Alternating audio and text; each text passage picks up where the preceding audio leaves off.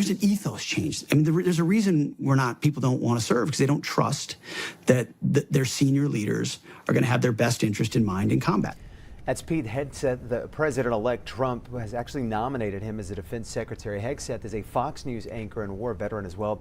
He says he is against DEI policies and has advocated for a stronger military, although his critics say he lacks national security experience. Here in Military City, USA, Trump's selection of Hegseth has caught the attention of area veterans. News 4's Destiny Fuller spoke with military experts and shares their thoughts on the appointment.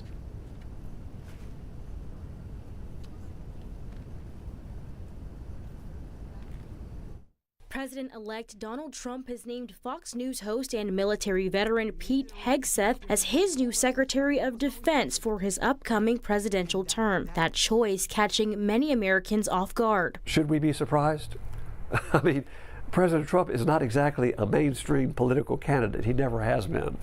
He's outside the mainstream. Jeffrey Adicott is a lawyer and retired lieutenant colonel for the U.S. Army who currently teaches law at St. Mary's University. He says Hegseth's appointment is unusual. Usually the Secretary of Defense is a 3-star, 4-star general that's been at all the levels of command. They've worked their way up from the bottom all the way to the top. Pete Hegseth is a fine American, a great individual, a great veteran. I think a lot of people question whether this is over his head. It's like, if you could drive a Ford pickup truck, great. Here's the keys to an 18-wheeler. Despite this, Adicott says this choice could be a much-needed refresher to the armed forces. And I think primarily that reason is his emphasis on getting the military back to doing what it traditionally has done. We don't want to emphasize diversity. We want to emphasize green.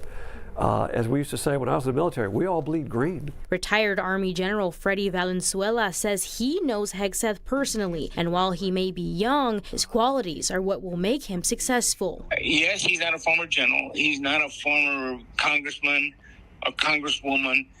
But you know what? This guy's not a dummy. And this guy follows orders.